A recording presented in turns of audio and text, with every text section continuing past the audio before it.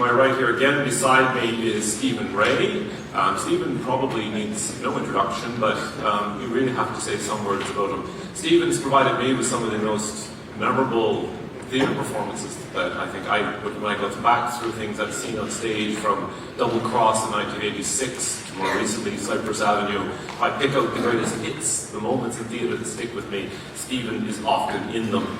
He's also been, I think, notable as being somebody who has brought out the best in other artists, whether it's Brian Friel, Sam Shepard, or in film with Neil Jordan, and was really instrumental in the transformation of an Irish film industry in the 1980s, early 1990s. So it's a great honour to be on stage here with him. To my left here is Professor Clare Wills. Clare has taught in University of Essex, Queen Mary University in London, was the Leonard L. Milberg Chair in Princeton, and is currently the King Edward VII Chair of English Literature in Cambridge. She started out really writing Northern Ireland poetry, books like Improprieties, great book on Paul Muldoon. But the book that in some ways pivots, and I think really makes the case through her career of what we're looking at today, that culture, history, and politics are intertwined, was That Neutral Island in 2007, which is about Ireland during World War II. And that transition from writing about literature to writing about culture in a wider sense, I think really embodies some of what we're looking at here today. Finally, to my left, at the end of the table here, is Dr. Conor McCarthy from Maynooth University. Conor, his interest is really in intellectuals in Ireland, in intellectual history and cultural history in Ireland. His book, I'm sure many of you know, Modernization, Crisis Culture in Ireland, 1969 to 1992, is really a forensic analysis of cultural history in Ireland. He also has written the Cambridge Companion to Edward Said, which is also germane to our conversation here today. So we have a panel here. We're going to talk about Field Day. And we're going to talk about Field Day as a cultural intervention. So I'm going to start perhaps maybe with Stephen, since you were there at the outset. It starts as a theatre company, yourself and Brian Friel, play on both your names, really, isn't it? Yeah, I mean, we didn't know what to call ourselves, and Friel said we should call it Free Ray, and I said, no, Field Day. It was good fun. And then he wished he'd never met me. But no, it didn't really start a real call. It started just, let's do a play. I went to his house in Muffin, County Donegal, and said, would you have a play? Because I think I can get some money to do this play. And is that better? Yeah. And he said, yeah, I'm writing a play at the moment, and we could do that. And it was about, it was called eventually Translations, you know. He sent me a page by page almost, and then of course I realized it was a masterpiece, which was the kind of, if it had been any other play, maybe we wouldn't have gone into being a company of cultural intervention. You know, it was so powerful when it first appeared, and we decided to keep on going. That's really it. It wasn't a master plan. It was something that accrued energy as got going. When you started, was there a sense that it was going to become something else? I mean, I think of the program for that first production of Translations.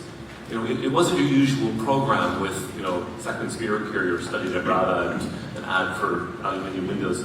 I mean, there's an essay in it by Richard Carney which engages with Heidegger and language. It was quite a substantial program. I mean, was there that sense early on that there was something else? Well, of course, and I mean, we decided as well to gather some people around us on our board that would be significant people, not just, neutral kind of board members, Dean and Heaney and Hammond and Paulin. And of course, Dean was, interested in pushing the content. And I do think one of our great achievements was bringing Seamus away from the academy into something more public. I do believe that, you know. And so we knew that we were going to do something, of course. And then what it was became obvious.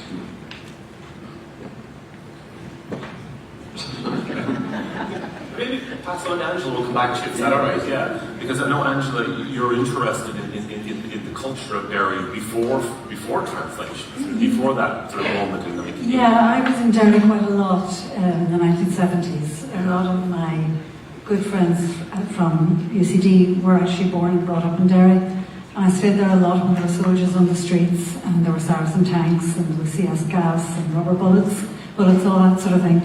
But the thing that I think has not ever been mentioned, is not that I know of, in the context of setting up Field Day, was that Derry was a city where very few Catholic men had jobs, but women had jobs. Derry, you know, is romanticised as kind of the feminine counterpart to industrial, masculine Belfast, and there's a sense of Western mystique about Derry, and it's feminised in that sort of way. But Derry was not a country place. Nobody kept hens in Derry. You know, they were not just in from the country. There were several generations of working class people in Derry who lived in the bog side of the Creggan mostly, and the women went out to work in the shirt factories. And the men went out to collect their brew, as you know, what in Dublin we would call the dole. But when they went out, they didn't have a lot of money, and they were responsible, loving men to their families and to their communities.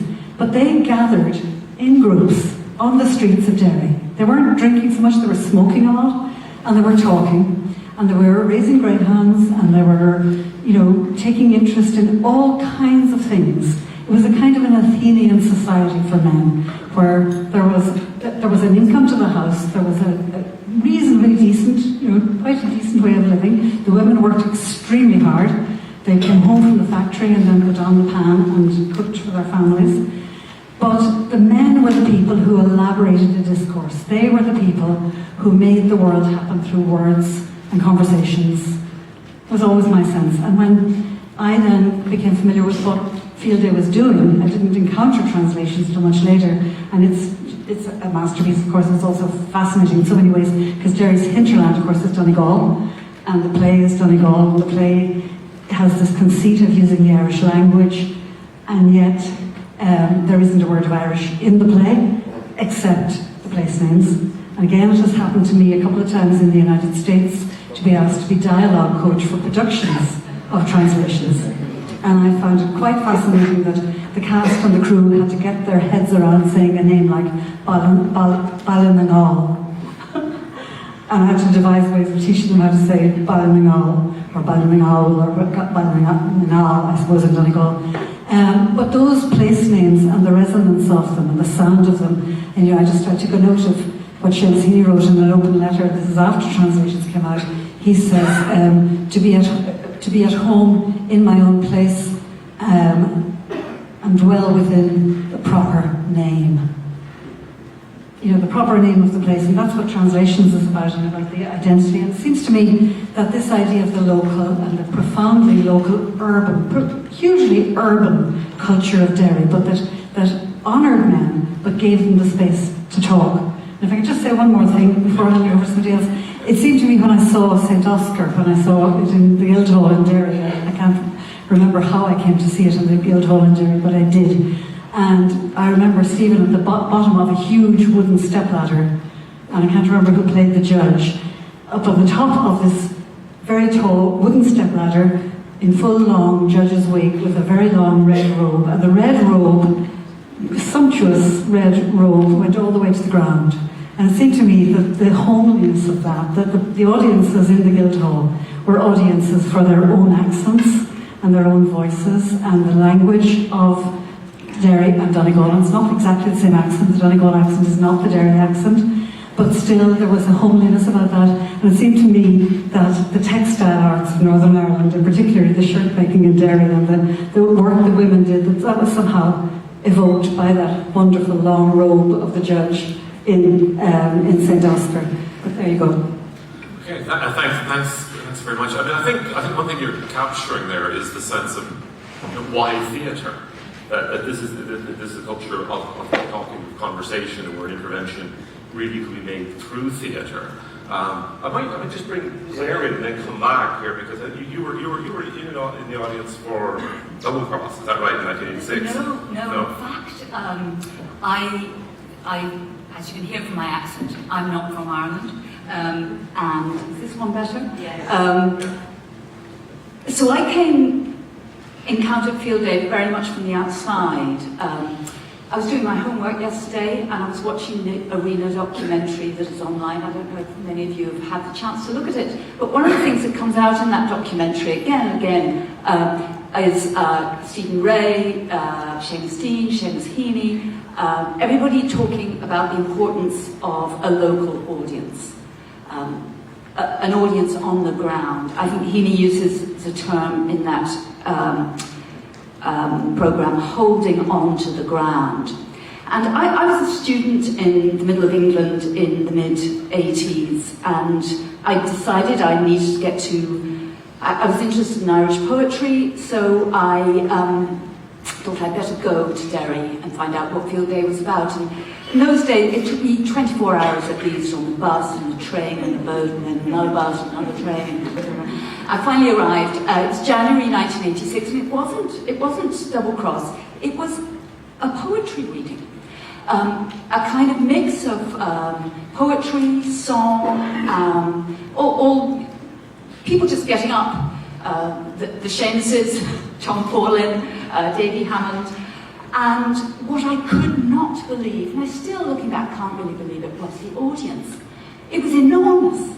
This huge, local, really engaged audience. I thought, Jesus Christ, I'm in the wrong country. I mean, again, not 5 people in the back of the classroom. Arguably, I've sort of spent the last 35 years thinking about poetry because of that event, in fact, and that sense of audience. But the point I want to make is that audience was fantastic, but I think it was also kind of unnerving. And I'm thinking particularly about the poets. I'm thinking about Seamus Dean in particular, and Seamus Heaney, who I think were warmed by that audience, but I think it was also, could possibly, and they understood this, become an issue for them, around the problem of spectacle. And I guess that Seamus Dean's input in trying to lead Field Day, also to be thinking about the pamphlets and later on the anthology, has to do with a kind of sense of the kind of problems that audience and spectacle, rather than readers and listeners, might bring. Let's pick that up in a minute. Let's keep with this moment of the local, and then we can see where we go with that. Because I think one of the things that's interesting with Field Day is I mean, obviously it starts out in Derry, and it starts within that very specific context, and there is that very powerful local audience. And yet, as early as 1983, the Athol Fugard played Bozeman and Nina. I mean, was there a sense as well that what Field Day could do, I suppose part of the form of its intervention, could be to take a conversation that was very much a local conversation and put it in a wider frame, put it in an international sort of frame? Well, the Athol Fugard thing was a bit more practical than that in a way, because it's very hard to do one play a year if you haven't got a whole repertoire, you know. And so we started with translations. We did a translation by Freelove, Three Sisters, then we did Communication Chord, and then I think we commissioned a play from David Rudkin, which Freely and I had a rule that if both of us didn't want, unless both of us wanted to do it, we wouldn't do the play. Freely in particular didn't want to do that play because he thought it was anti-Protestant. And he was more sensitive about that than I would have been. But, so we had to find something else. And I knew Athol Fugard, and I thought we should do that. And of course well, you could be pilloried for thinking there were parallels with South Africa, with the North of Ireland, and but it was a great play, and audiences loved it. You know, they thought it was amusing. Really? Which is always good. When you're a theatre company, that's always a good thing. I mean, the audiences find it amusing. Yeah. I suppose where I suppose want to go with that is just to pick up then Claire's point, is that the move then from theatre, from spectacle towards doing things like the pamphlets. I mean, the first pamphlet series is what, 1983. We have one that's just looking at my notes here: Seamus Heaney, Civilians and Barbarians, Heaney's Open Letter, and then Tom Holland's new look at the language question. How did that conversation happen? How did you get from being a theatre company to doing pamphlets? Well, because we had these people who weren't mad about theatre, would have been okay. And well, particularly Seamus wasn't mad about theatre, and I think he thinks it's really had it as a form. Which I don't mind. I kind of feel that too. No,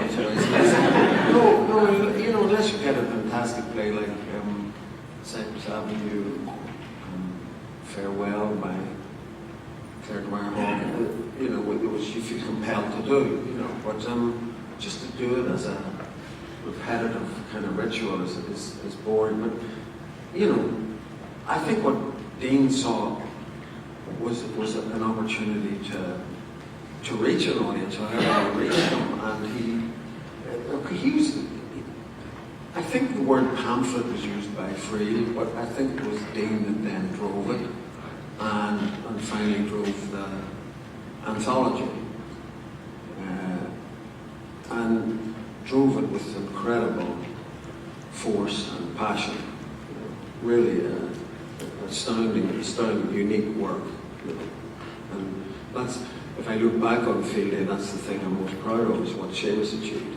You know, I often, you know, I don't know that Friel did anything. I don't mean that. I don't mean that he did anything, but you know, he did things that he was given a context that allowed him to say things, and that's the great thing about Field Day for him. But you know, and Heaney did plays, and he did Cure Troy, which was a big moment, but Dean, it took him into a different area, you know, I think. Yeah, just to pick that up. Yeah, we only have the one mic here. That would work? Oh, okay, great. Okay. Oh, right, we're technology is marvelous. Actually, just to pick that up, though, this idea, I like this idea that maybe theatre is, you know, is an archaic form or has its day.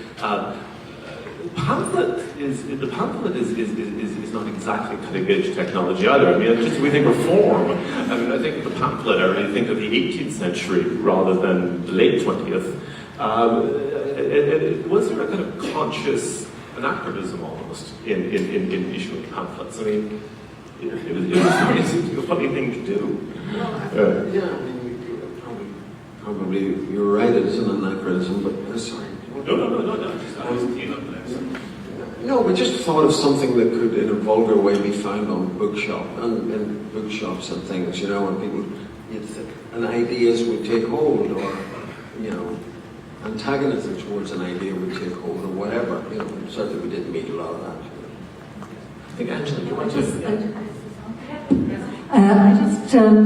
I think that maybe the idea of the pamphlet, again, I wasn't there, but it seems to me that it is a bit archaizing, but what it is doing is invoking a face-to-face culture and a talking culture where, you know, people will say, have you read this? And they can have it in their pocket, they can pass it on. It's designed to be ephemeral. I mean, of course, these have become now collector's items, but it was really honouring this face-to-face culture, which was something that's elided by the actions of the state.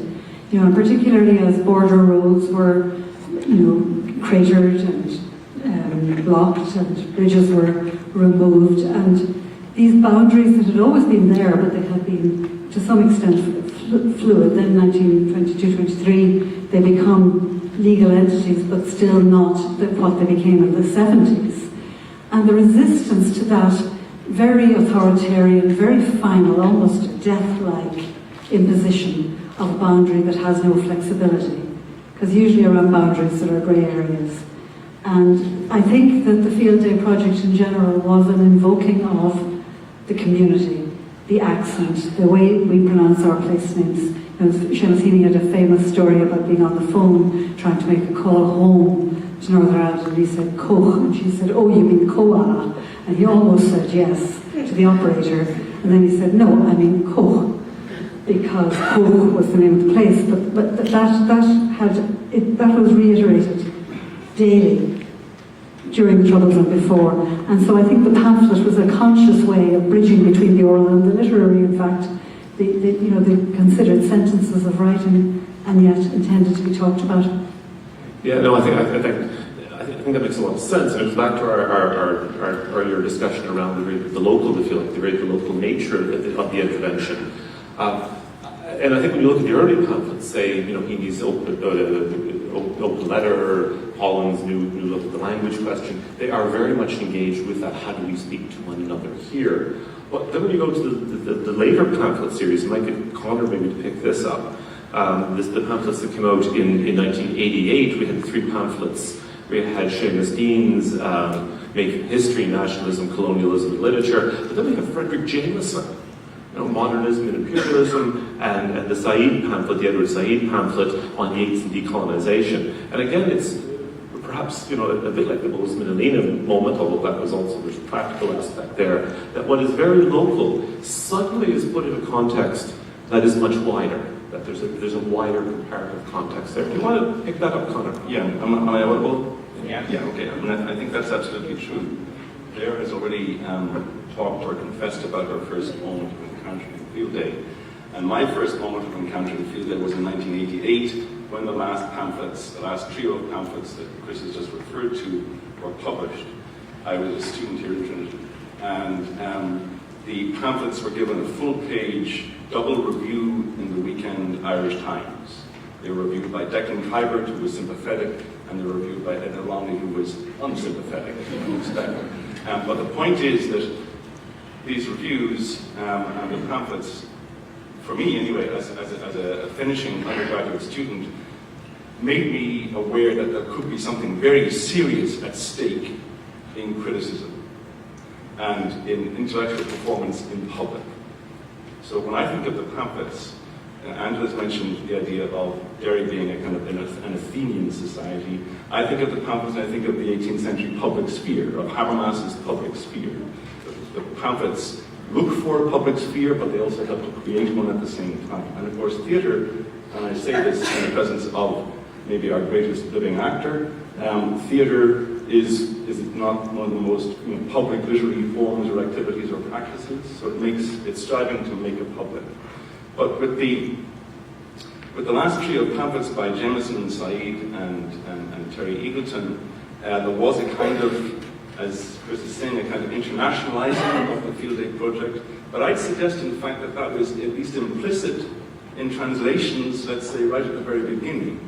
Because what I think of when I think of translations is I think of it as being a play that's about, of course, many things, but it's also about the production of knowledge, its relation to power, and a colonial context.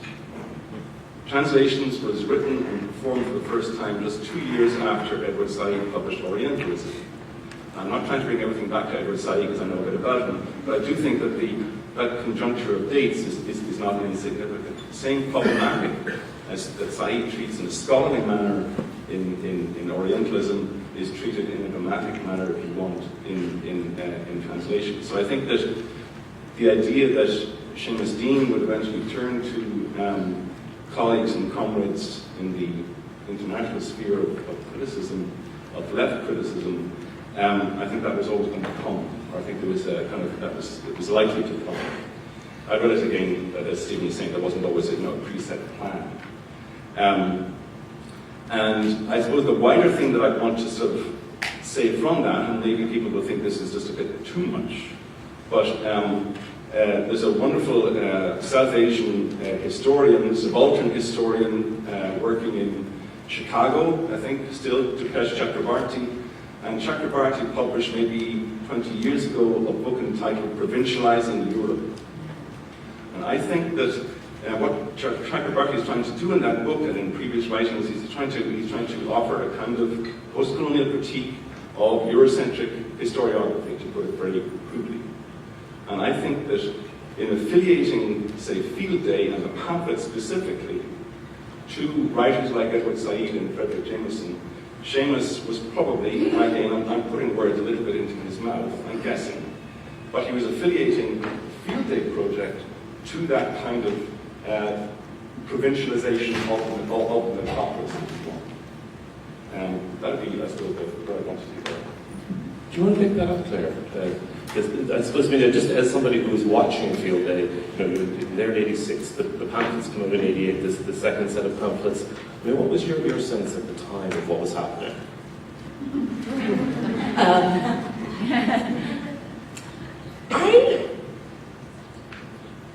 I was very aware of the final set of pamphlets. I was very aware in particular of objections to the Said pamphlet from Yeats scholars and Yeats biographers, well-known Yeats biographers, and the kind of debate around the difference between a kind of historical take on Irish culture and a theoretical take on Irish culture seems to be the crux of where that argument was going.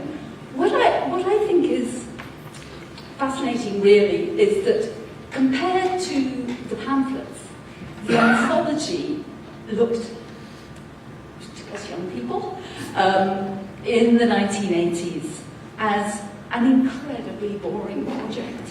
I mean, what was he doing? Seamus Heaney, getting everybody to wait all their time, gathering, nobody could understand it from my side of the water anyway. Tom Corlin came to talk to us about it, and I remember us all saying, what are you thinking of? This is just an anthology? An anthology is 19th century. Don't do this. And how wrong we were. Because in fact, the anthology, as Seamus Heaney argued, was a place to present all the different kind of competing ideologies. He thought of it, well, I wish he was here, but anyway, he could have told us, but I think he was thinking of it as a way of kind of remaking a sense of an Irish history through examining anthologies, not via James and Said, but via kind of autochthonous texts. And that was, in the end, where the greatest controversy came out. Partly, I think, because it is so hard, and Angela and I know this from having been involved in the second draft of the anthology, as it were, so hard to historicise your own present. So hard to see where the debates are that you should be catching up with. I'll come back to that maybe. Yeah. That's okay. Perhaps we can pick up the anthology then. And Steve, you're saying you think that through the work Seamus Heaney did is really in lots of ways the lasting legacy of Field Day, for you one of the lasting legacies. And the anthology certainly was the piece that did generate a lot of controversy. I'll tell my little anthology anecdote.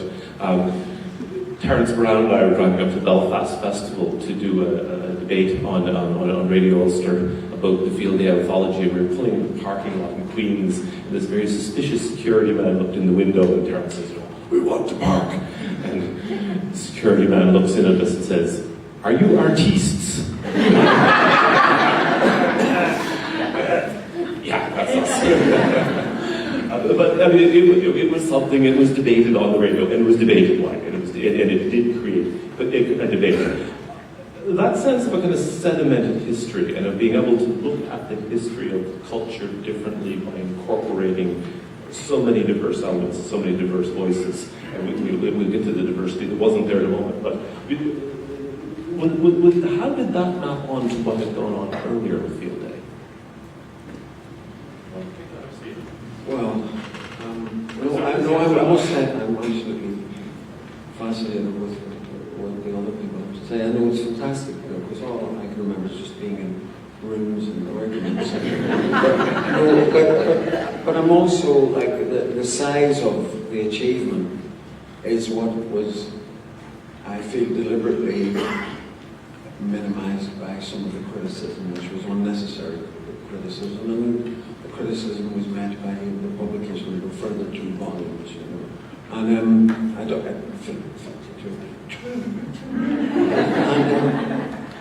no, I just, so I don't want to get into all of that, except that it's, what's important about this thing is to hear just how important you people feel about it. And I would hope that we could, from now on, let that grow, you know, and it would achieve, I mean, as Seamus Heaney said, yeah, these people criticize, the people who criticize it the most are teaching from it. You know? and I, in my own small, non-academic way, I refer to that anthology frequently, and it's always an inspiration. Okay.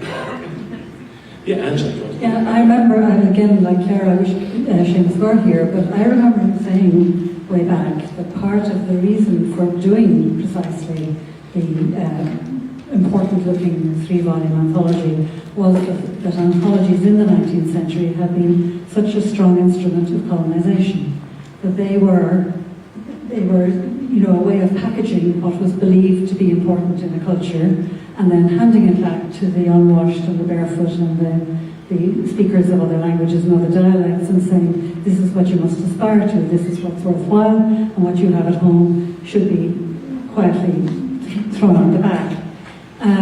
Also, I think that you know, Seamus was thinking of anthologies in history, and thinking about precisely the 19th century anthologies and how they still had a presence in the late 20th century. So that a lot of what came out at the time, and it was a heady time really in terms of the kind of battles that were fought about what was included, what wasn't included, what the tone was, what the paper quality was like, all of those things. But I don't think an anthology of that binding, that importance in its slipcover box, it cannot be gauged actually at the time of publication. Those came out in, I think, 1992, didn't they? You know, there's, as Clare says, people are still teaching from them, and some of the people who were against them. So, you know, Clare also, in talking there, she said the anthology was to be a place where all of these opposing voices could come together. But I think that quite literally, a big, important, bound book like this, even in the age of the internet, is a place. I think it has the presence of a place. You go to the anthology, you sure as hell don't carry it around in your bag, and you don't read it in bed. You know, you go to where it is. And usually, for most readers, it's in a library, but it represents a place, and it has that mnemonic quality that you know, digitization will never have, because what you can call up on your phone is quite different to what you have to go to see. It seems like we're encountering here something what Marshall McLuhan once called the rearview mirror effect, that you don't see a technology until you've gone past it. And in a sense that the anthology, it would be hard to imagine doing an anthology today where, because the anthology is, I suppose, is not suited to certain kinds, certain forms. It's very hard to anthologize novels, for instance, or even full-length plays. It's better suited to shorter works. But today, with digitization, the anthology is really the archive. And I suppose similarly, you could say the pamphlet really is something you wouldn't really imagine doing pamphlets today, when you could do a blog or you could do other forms like that. So we can sometimes see the pamphlet and we can see the anthology more clearly at the moment than we could 20 years ago. Do you want to pick up, Clare, where the significance of the sort of debate around the anthology, and particularly, I suppose, you know, that debate that led to the 4th and 5th volumes? Yes, I may have repressed that debate. One of the things that Seamus Dean, I think, did so brilliantly, and there are editors of the anthology in the audience. Luke Gibbons up there, who did the cultural critique section, which was so important, I think, in bringing together different kinds of of discourse, you know, literary, political, social, economic languages were all supposed to be abutting one another within the covers of the anthology. I think the difficulty was partly that it takes a long time to gather these texts together. So even in the Arena program that you may have watched, I think it's 1988, and they say, oh, it's going to publish next year. But it was several years after that that it eventually came out. And Andrew and I know that when we worked on volumes 4 and 5, it took us 11 years. So time is always kind of catching up with you as you are trying to get ahead of it. So by 1991, when the anthology, the first 3 volumes were published, Ireland had, and I'm talking really about the Republic, I suppose, had gone through kind of seismic distress around women's issues. There had been the abortion referendum, there had been the death of Anne Lovett, the Kerry Babies case. Huge kind of weighty, disturbing presences happening in everyday life, which the anthology had not been able to record. It had not recorded it, I think, partly because there were blind spots in some of the editors. I don't want to deny that was the case. But it was also a kind of problem of historicisation. How do you keep on top of all of that? Do you keep... This, I suppose, is actually a problem of... if it was a digital anthology, then you could have kept on top of it. You literally just plug in reality, and reality gets recorded. But it wasn't that. It was supposed to be a place where you could weigh up ideologies one against another, and therefore the things that were missing, in inverted commas, seemed glaring. I mean, they seemed horribly, horribly glaring. But from my own point of view, I was editing then, and I think, how brave of Seamus to ask this English woman to edit the contemporary writing section. I mean, I'm full of admiration for all that he did, in fact. I couldn't be more full of admiration. I was editing the contemporary section, and I came across exactly the same problem. As time passed, I realised there were things that I was not grasping. In fact, the final year's delay gifted me something in that I had very much missed. I had simply not got my eyes open to the impact of inward migration and a growing kind of racism, particularly in the Republic. And right at the very end, I read a piece by a Nigerian woman that was published in Dublin that was about going shopping in Arnott's. And I thought, oh my God, I have completely missed race and migration and everything else, and I shoved it in. But it was kind of, you know, sort of desperate, lucky chance, really. And the other thing I'd say about the difficulty of historicising your own present, really, is I did a section on feminism and cultural critique. There was a section on sexuality where I was trying to think about things like the Anne Lovett case and the Kerry Babies case, but also an attempt to think through feminist criticism of feminist cultural interventions, I suppose. And I look back at it now, and I just think it's really bad. You know, I was stuck with a kind of Mother Ireland discourse. Bloody hell. I mean, you know, so I begin that section with a piece by Edna O'Brien taken from her book, Mother Ireland. And I look back and I think, I should not have done that. I should have gone to something like A Pagan Place, her novel, which is about a woman who gets pregnant and is sent to a mother and baby home. her sister is raped by a priest.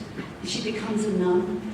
That novel was published in 1970, and it spoke so much more clearly to the kinds of awareness that we slowly gained, or have more quickly gained since the year 2000.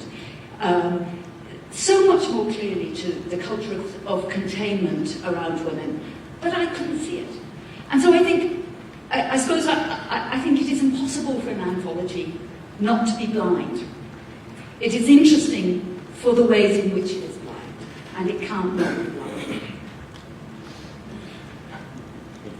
In some ways, the anthology kind of marks a turning point really in Field Day, doesn't it? I mean, it's the year that Brian Field resigned, isn't it, from the Abbey board, or from the Field Day board was 91. And the Field Day kind of almost goes in, it starts to follow kind of two parallel tracks. Did you continue doing productions, or is that manic Uncle Vanya in 93 or 94? Manic? It was manic. And usually Uncle Vanya is sort of sedate about. I still remember that production. It was Frank McGinnis's translation. Yeah, it was a fabulous production. I thought it was a wonderful version. Frank was a little more manic than Chekhov. But it was great, and the language was a bit manic, for sure. I kind of was there's no question things fell asunder a little with Brian finally leaving, but I just defiantly kept doing a couple of things, and Seamus Dean kept doing Field Day Review, magnificent, and we kept it going whilst we could, but the initial momentum was huge because people pushed us along, because people wanted it so much, But it took a lot of energy out of me to keep doing things, and I wanted to have some other career as well. But He said lots. no. But we are again at a point of, I want to do this thing next year, 40th anniversary, but it isn't like it won't be the beginning of something, it may just be a big thing to do. But I suppose while you were keeping the theatrical side of it going, things went in sort of different direction as well with the critical conditions volumes that began to come out. I mean, the first ones, I think it was Luke Gibbons' volume was in Kevin Whelan, and then those two great books by Young Learson that came out, I think, in 1996. And at that point, I think Field Day really becomes identified with very particular kind of critical movement in Irish studies, in Irish culture, cutting across literature, history, cultural studies. Do you want to pick that up, Conor? Is that? I don't know if I have anything very specific to say about that, but I think that things like those two book series are incredibly important. I mean, they're a major spine of Irish criticism for the last 20 years. And things like reissuing Learson's original gigantic mega book from 1986, Mere Irish and Pure Gaelic, and then the second book, whose title I can't remember offhand. And these were in relatively cheap paperback editions. They're the kinds of books that a student might actually aspire to purchase, or that a scholar would purchase. They weren't just hardbacks for a library. And I would still see that kind of activity along with Field Day Review, which, as Stephen says, is an extraordinary, magnificent production, as those acts, the Seamus's editing with Rondon McShubna of the Field Day Review and the editing of those series of books, those two are interventions in a kind of public sphere, I think. And as you say, Field Day, and it's worth, we're in a university here, and I work in a university, and Clare and Angela and Chris work in universities. One of the most important and interesting things about Field Day was, of course, it was not a university-based organisation at all. It was staffed in part by people who came from universities, but who were in the way of intellectuals, if I can use that word, who were stepping beyond their professional expertise to do something else for a public, not necessarily as any particular gain, with the hope in particular getting to themselves. And I think that effort that, again, Seamus Heaney in particular put into producing those book series and producing that magnificent review, that's something that needs to be remembered and admired. And yes, I think that Field Day may be sponsored or helped to create the atmosphere where, as I said earlier, an Irish post-colonial criticism, whether it's that of Declan Kyberd or David Lloyd or Joe Keary, could form itself and become almost a kind of critical orthodoxy. Back in the 1980s and 1990s, that wasn't yet the case. I think that's a significant achievement. I mean, the bottom line for me is that Field Day, and again, you talk about the anachronism, arguably, maybe productive anachronism of the anthologies or of the pamphlets. Another anachronism is the fact that, yes, Field Day was a group of intellectuals. I keep on using the word. Seamus wrote an essay in the mid-1970s, which I dug up in the early printed books just here in Trinity just a few days ago, entitled, I think, An Irish Intelligentsia, Reflections on Its Desirability.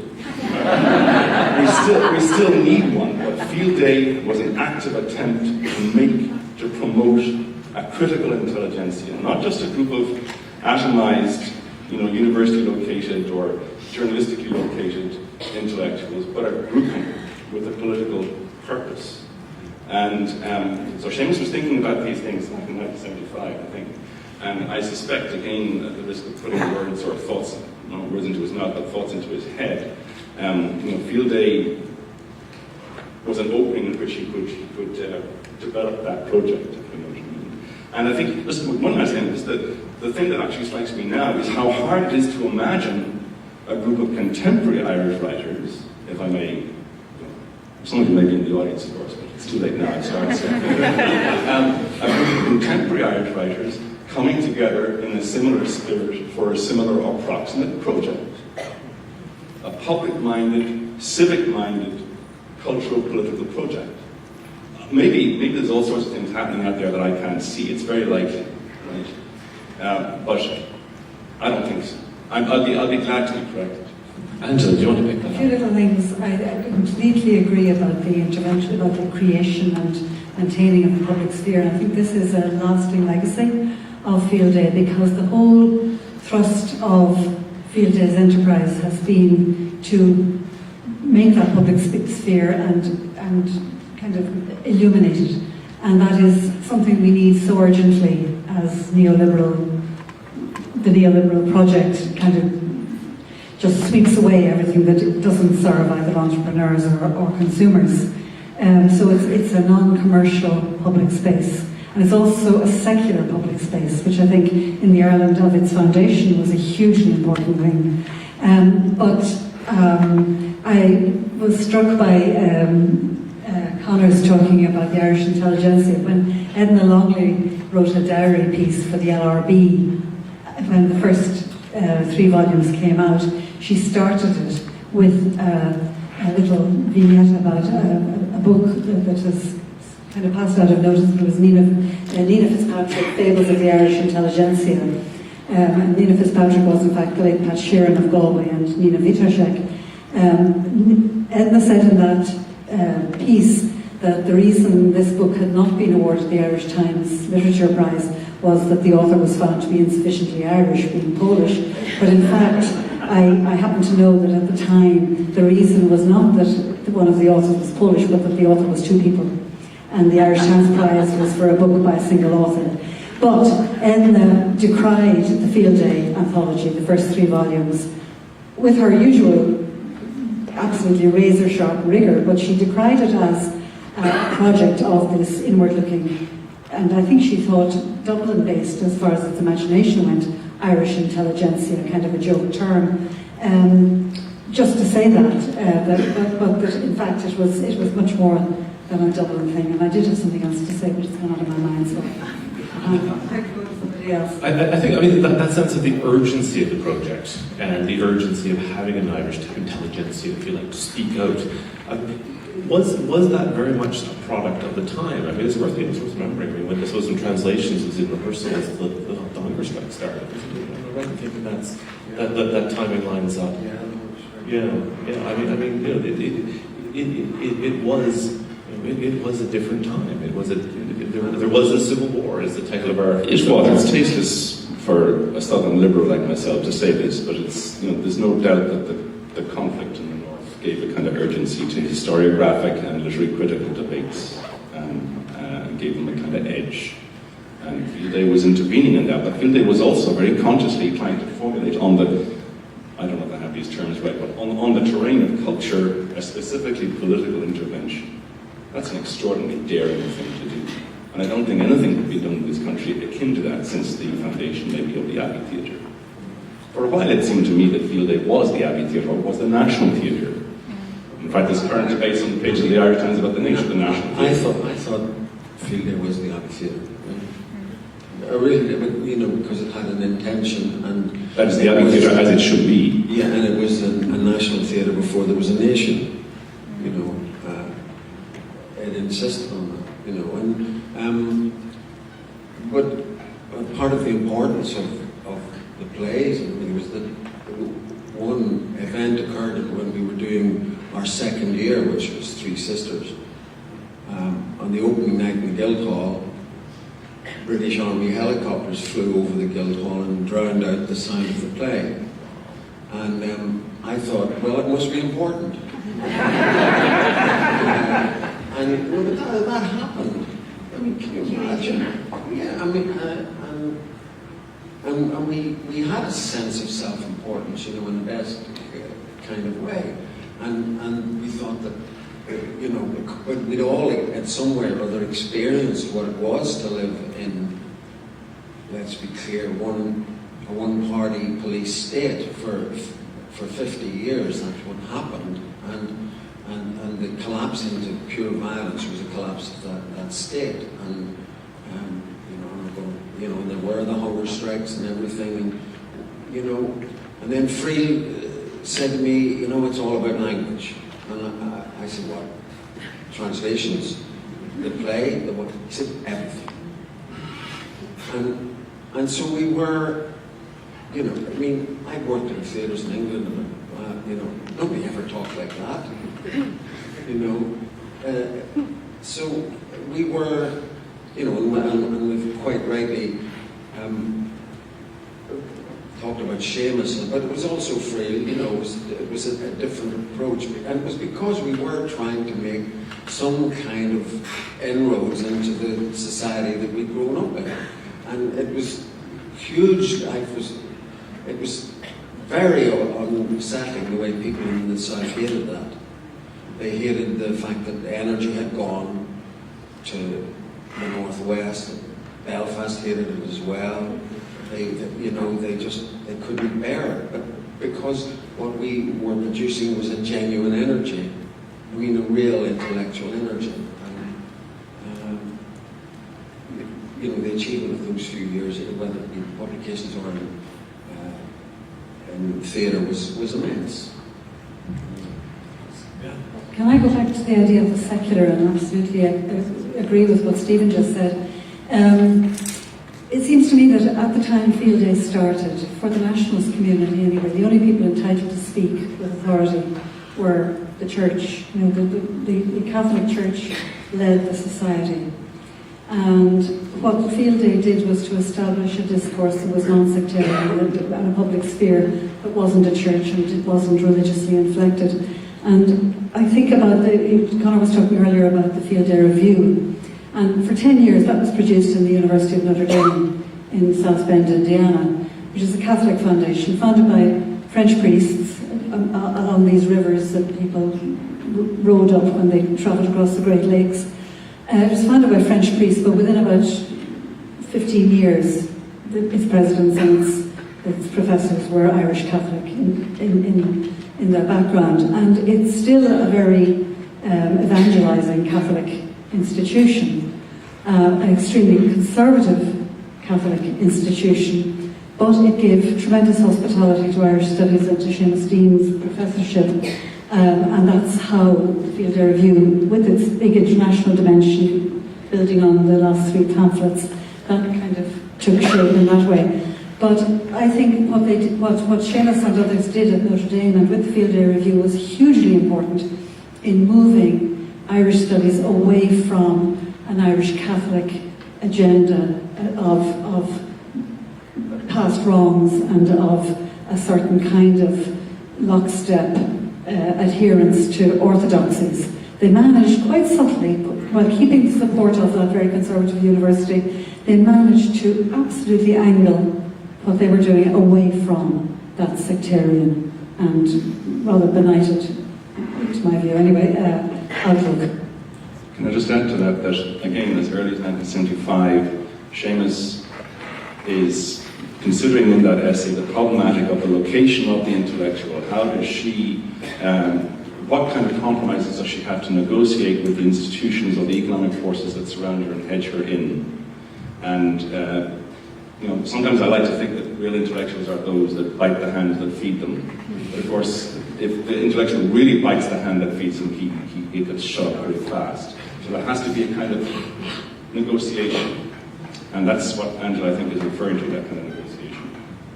I'm keeping an eye on our time here, so I might just, as a kind of wrap up, I might just turn to Stephen just for just a final thing. You mentioned coming up the 40th anniversary, and how do we mark that? How do we address that? How do you see that happen?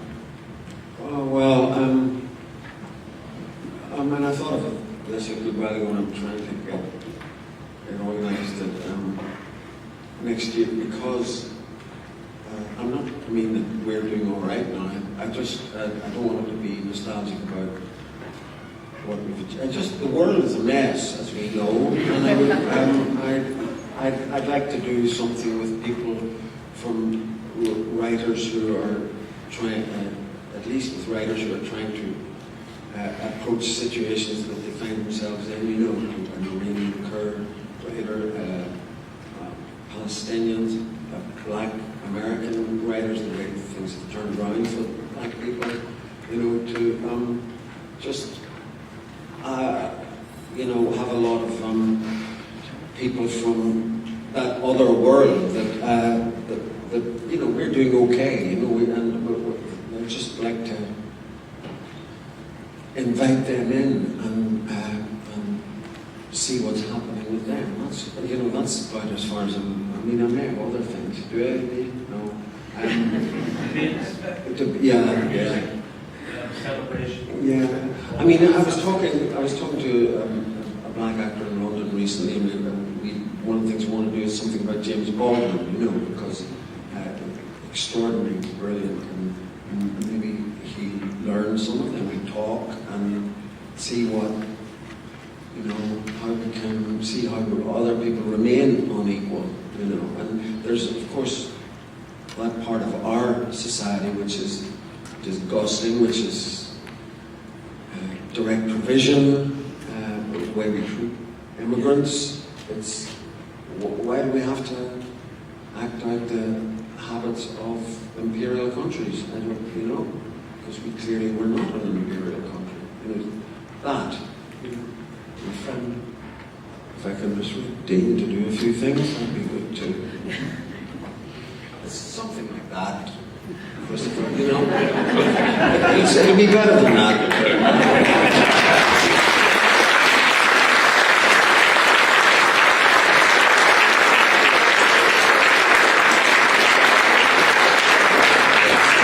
I'd just like to thank all four panelists here. It's been a great debate. I think there's there's lots to think about in that, and lots to take away. Just hearing you all speak, it inspires me with hope for for the anthology. No, really, it's fantastic, and I wish Seamus were here to listen to it. Really do. Thank you. Thanks very much.